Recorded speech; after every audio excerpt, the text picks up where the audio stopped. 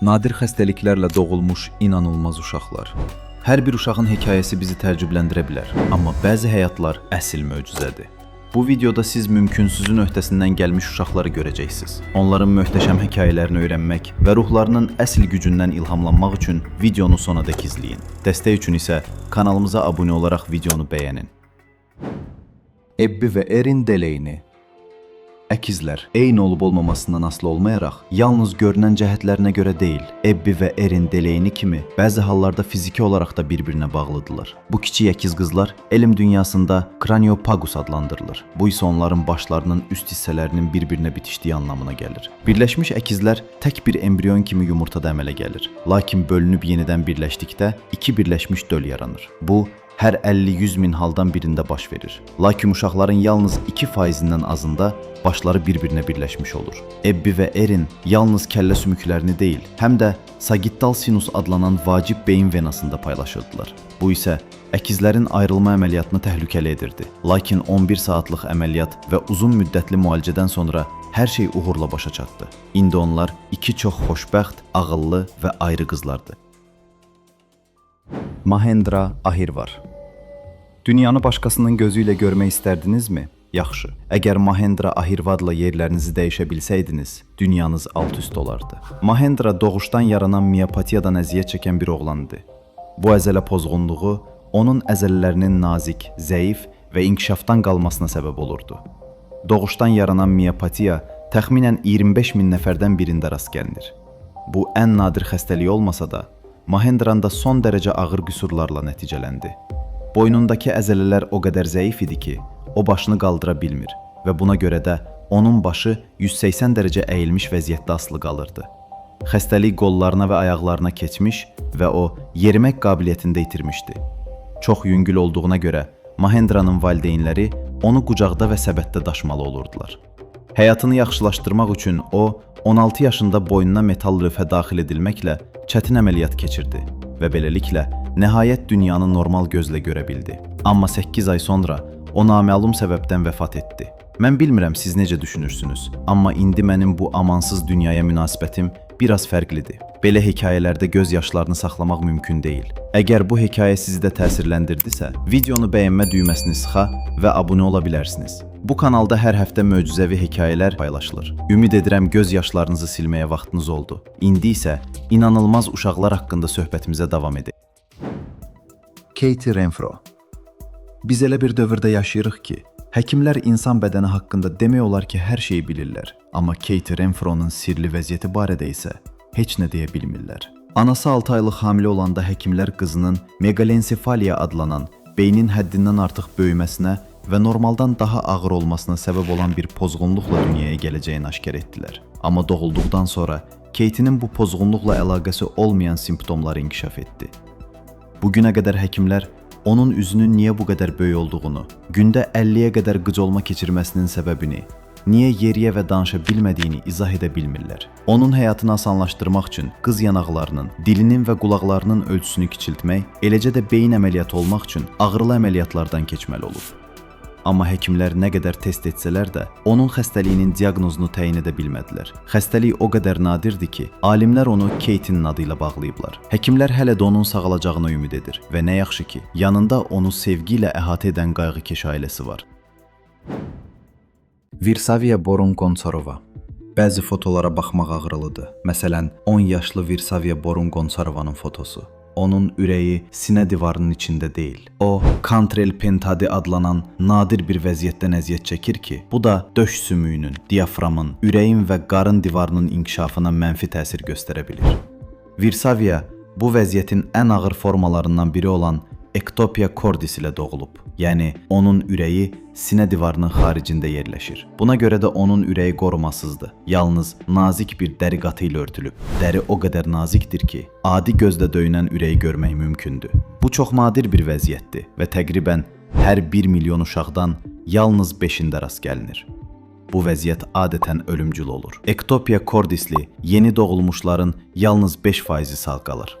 Lakin Virsaviya güclü qız olduğunu sübut etdi və möcüzəvi şəkildə sağ qaldı.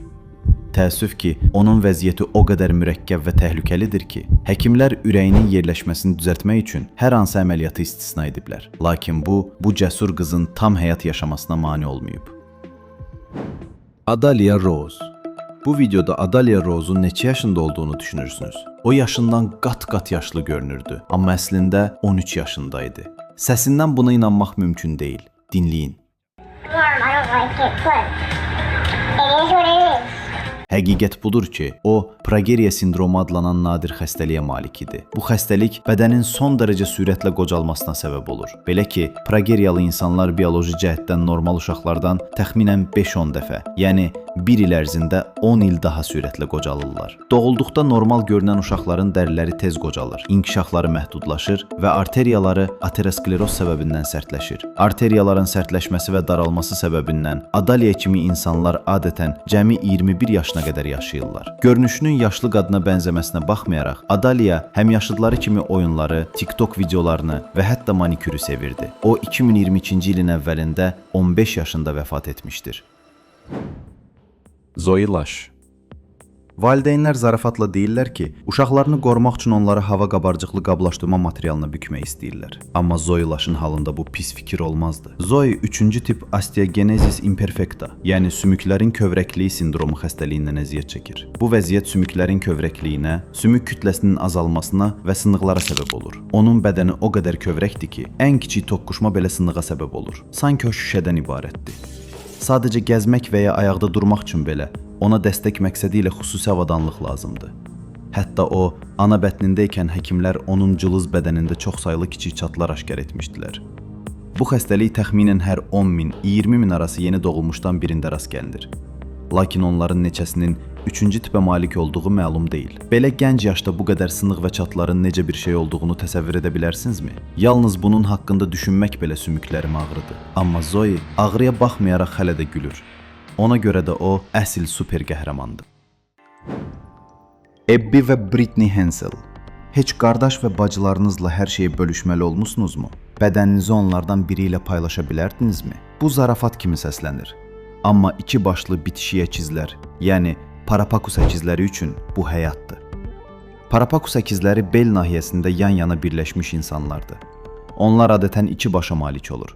Lakin bir bədən 4-dən 7-yə qədər əzanın və daxili orqanların hamısını paylaşırlar. 1990-cı ildə doğulan Abby və Britney Hansel də belədir. Onların bir gündən çox yaşamaq şansı 30 milyonda bir idi. Hər şey bədənlərində orqanların necə birləşdiyindən asılı idi. Onların 2 ürəyi, 2 onurğası, 2 cüt ağciyəri və əlbəttə ki, 2 başı var. Onların sağ qalması bədənlərinin yuxarı hissələrinin ayrı inkişaf etməsi sayəsində mümkün oldu. Və o vaxtdan bəri bacılar həyatdan 2 qat zövq alırlar. Onlar bədənlərinin özlərinə aid tərəfini idarə edirlər. Gəzməkdən içməyə qədər. Onlar testləri ayrı-ayrı yazır. Maraqları və sürücülük vəsiqələri də ayrıdır.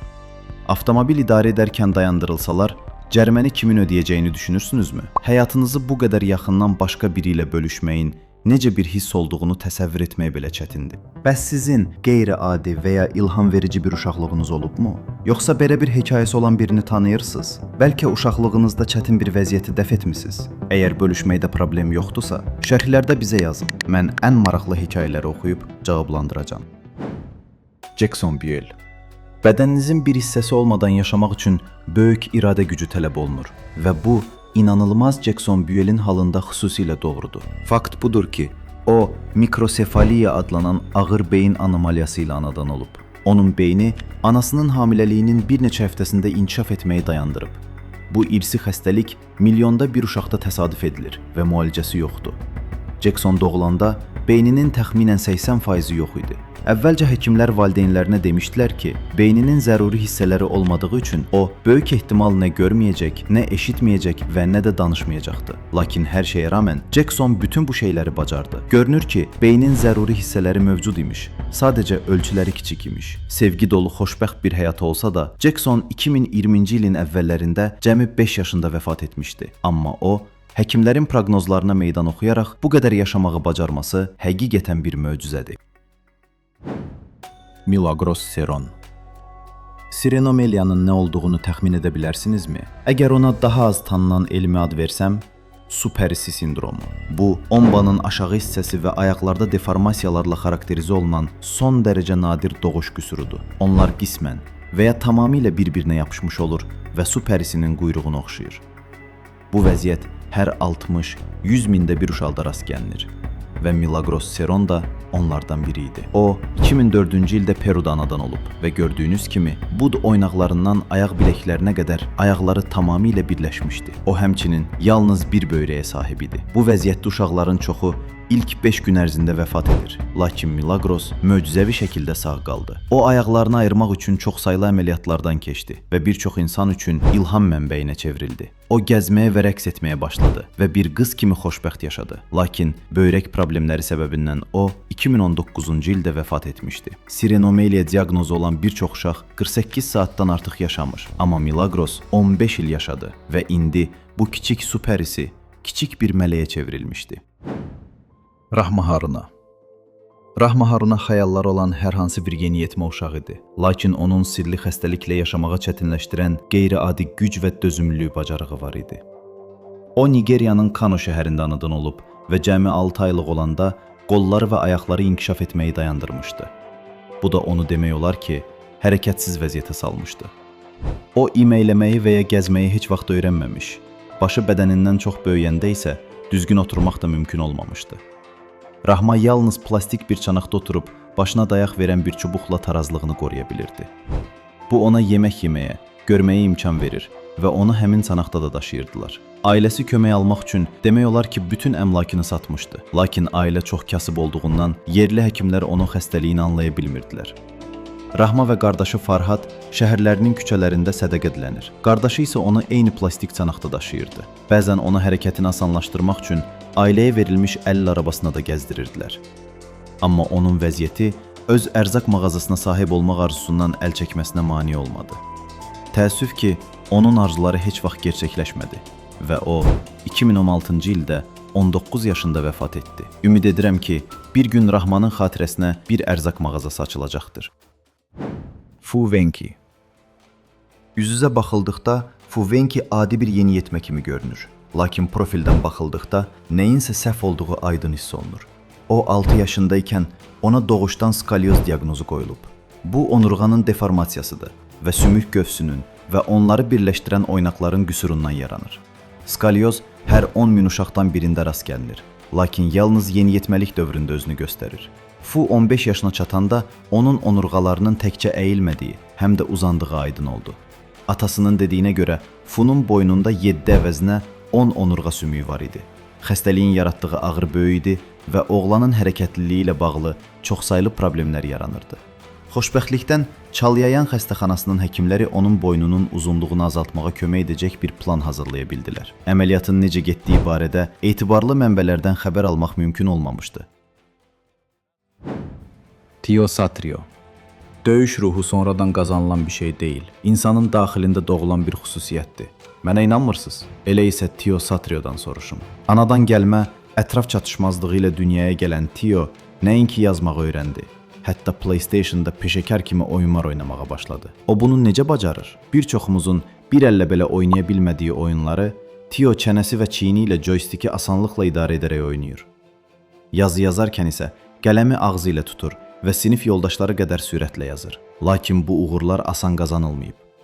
Tionun anasına oğlunun vəziyyəti barədə yalnız o doğulduqdan bir gün sonra xəbər verilmişdi. Anası əvvəlcə şoka düşsə də, qısa müddətdə oğlunun ehtiyaclarına uyğunlaşmağa çalışdı. Onun fədakarlığı sayəsində Tio bugün bacardığı qədər dolu bir həyat yaşayır. Hər nə qədər çox şeyi müstəqil bacarsa da, hərəkət etmək, çimmək və geyinmək üçün hələ də köməyə ehtiyacı var. Lakin gəlin razılaşaq ki, bu cür hərəkətsizlik problemi ilə hətta adi PlayStation həvəskarlarının çoxu üzləşir. Elə deyilmi? Bəs siz necə düşünürsünüz? Təqdim etdiyimiz bu uşaqlar arasında sizə ən çox hansı hekayə təsirləndirdi? Fikirlərinizi şərhlərdə bizimlə bölüşməyi unutmayın. İzlədiyiniz üçün təşəkkür edirik.